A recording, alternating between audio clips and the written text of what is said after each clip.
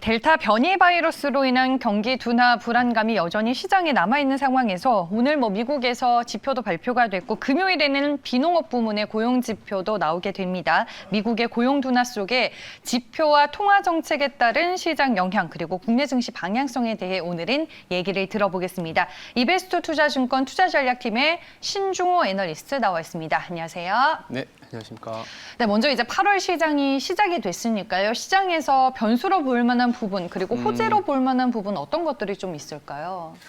8월 달에는 네. 체크해야 될 게 좀 많은 것 같아요. 그리고 이번 주는 또 아무도 몰랐잖아요. 삼성전자, 하이닉스 저렇게 외국인들이 강하게 살지는 아무도 몰랐던 것처럼 또 한편으로는 또 이번 주말에 또 나오는 고용 지표가 단기적으로는 굉장히 어떻게 보면 좀 분수령이 될 것 같아요. 어저께 이제 ADP라 그래서 민간에서 이제 집계하는 거는 사실 쇼크가 나왔거든요. 네. 그러면서 미국 장도 좀 밀렸지만 또 그 안에서 또 금리가 못 오를 것이다라는 하나의 또 기대 때문에 또 우리나라에서는 또 성장주가 이렇게 움직이는데 현재 컨센서스로는 한 70만 개 정도가 예상이 되고 있어요.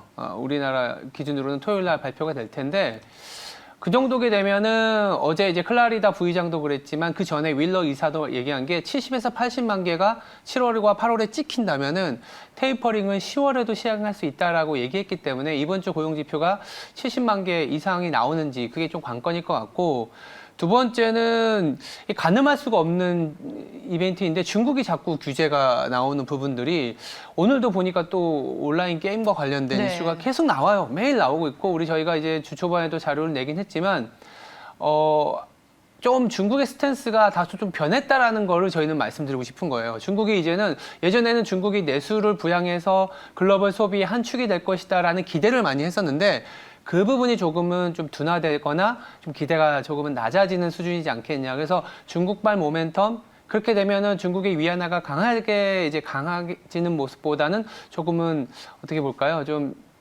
크게는 이제 중국발 드라이브가 좀 약해지는 그런 이슈지 않겠냐라는 생각이 들고 있어서 이번 주 같은 경우에는 그 두 종류로 봐야 될 것 같고 8월 내로 보면은 한국은행의 금리 인상이 또 관건일 것 같아요. 아직은 조금 시간이 남아 있어서 8월 26일에 아마 금통위가 열릴 예정인데 8월에도 올릴 수 있다라는 시각들이 많기 때문에 그 금리 인상으로 인한 이제 약간 자본 비용이 높아지는 기업들이나 너무 스토리텔링으로만 올라갔던 주가들은 좀 변동성이 나타날 수 있는 것도 좀 챙겨봐야 된다라고 말씀드릴 수 있을 것 같습니다. 네, 알겠습니다. 8월 6일에 나오는 이제 비농업 고용 지표도 저희가 봐야 되는데 여기마저도 시장 예상치를 하회하게 되면 여러 가지 지금 지표들 상황으로 봤을 때는 정책 변화와 관련해서는 시간이 조금 더 생길까요? 어떻게 봐야 될까요? 근데 이제 원래 네. 시장에서 예상했던 거는 12월에 가서 테이퍼링 하지 않겠냐라는 부분이었거든요. 네.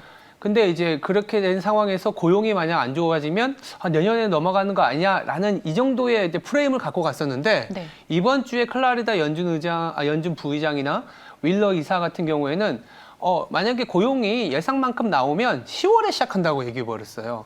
근데 만약 고용이 조금 미스한다?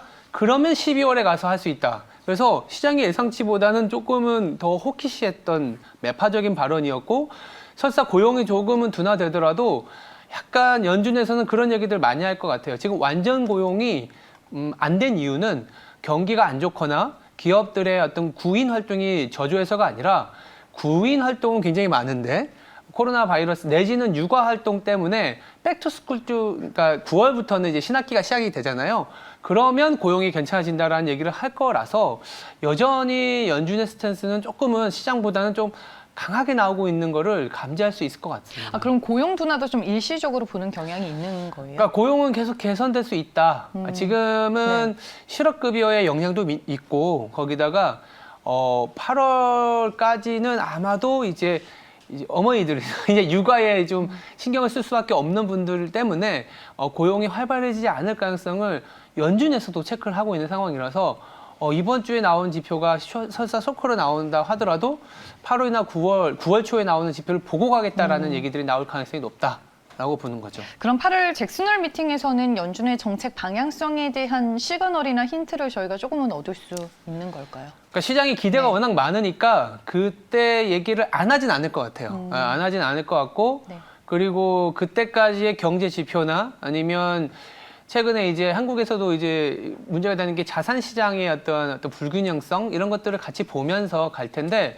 현재 수준으로는 연준이 보고 있는 경제 수준 그리고 FOMC 의사록을 보면 많이 진전이 됐다. 그리고 테이퍼링을 할 수 있을 만큼의 경기 회복 속도는 굉장히 좀 올라섰다. 이런 어떤 뉘앙스를 풍기고 있기 때문에 8월 말에 공교롭게도 저희 이제 한국은행의 금통위하고도 좀 맞물리는 시기이긴 한데 그때 넌지시 테이퍼링과 관련된 얘기는 좀 더 구체화될 가능성이 높다라고 보고 있습니다. 알겠습니다. 지금 미국도 그렇고 한국도 그렇고 굵직한 기업들의 실적은 좀 대부분 마무리가 된 것 같아요. 근데 전체적으로 실적 분위기 괜찮았던 것 같은데 어닝 서프라이즈였음에도 불구하고 기업들의 주가 반응은 뭐 한국을 놓고 봤을 때는 썩 좋지는 못했던 것 같아서 실적과 관련된 피크아웃 우려도 존재하는지 궁금하네요.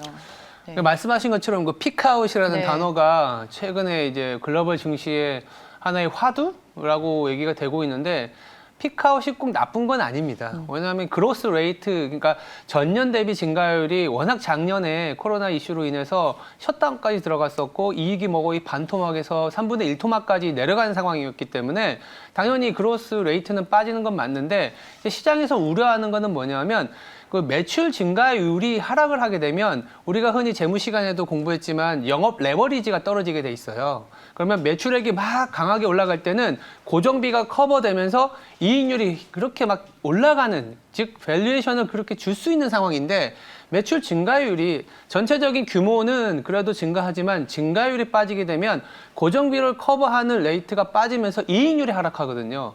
자연스럽게 이익률이 하락하는 부분인데 그게 이제 매출로 더 강해지면 좋지만 지금 나오는 우려는 뭐냐면 코로나 이슈로 인해서 공급 병목 형상이 코스트 단에 굉장히 강하게 올라오고 있다는 거죠. 그래서 안 그래도 이익률이 좀 둔화될 수 있는데 더 빨리 하락할 수 있는 거 아니냐. 그리고 뭐 지난주에는 이제 아마존이 그거를 굉장히 좀 강하게 가이던스를 내면서 주가의 변동성이 생겼고 지금 우리나라도 사실 수출 증가율이 좋긴 하지만 3개월째 내려오고 있다 보니까 이익률이 3분기나 4분기에는 지금보다 더 내려갈 수도 있겠다. 그래서 인덱스가 밸류에이션이 계속 이렇게 오를 듯 안 오르고 내릴 듯 안 오르는 좀 약간 지지분하고 옆으로 가는 장이 지속된다라고 보시면 될 것 같아요. 알겠습니다.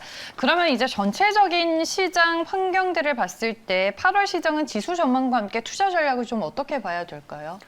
이게 박스권이 좁은 상황에서는 선순환 내지는 순환매가 굉장히 빠르다 보니까 삼성전자 다 버리고 있었는데 저렇게 올라와 버리고 그러니까 쫓아가기가 어려운 시장일 것 같아요. 매매를 많이 하면 할수록 자기의 계좌는 계속 녹아내리는 시장일 수도 있기 때문에 철저히 자기가 뚝심 있게 바라보는 스타일이 있어야 될 거다라는 얘기를 드리고 있고 저희들 같은 경우에는 연말을 겨냥한 배당주 컨셉도 말씀을 드리고 있는 상황이고 아니면 최근에 가격을 전가시키는 아니면 전가시켜도 점유율이 하락하지 않을 수 있는 기업들이 꽤 있거든요. 이를테면 뭐 CJ 제일제당 같은 기업, 신고가죠. 네, 네. 아니면 한국 타이어 앤 테크놀로지 같은 경우도 저희들 오늘 보고서도 나왔지만 2분기에도 가격을 인상했는데 3분기에도 그러니까 아리 타이어라 그래서 이제 그 바꿔가는 거죠. 교체 타이어. 그 시장이 좋다 보니까 가격을 올릴 수 있다라든지 아니면 KCC 글라스처럼 유리가 말레이시아에서 공급이 안 되다 보니까 가격을 올릴 수 있는 거예요. 그래서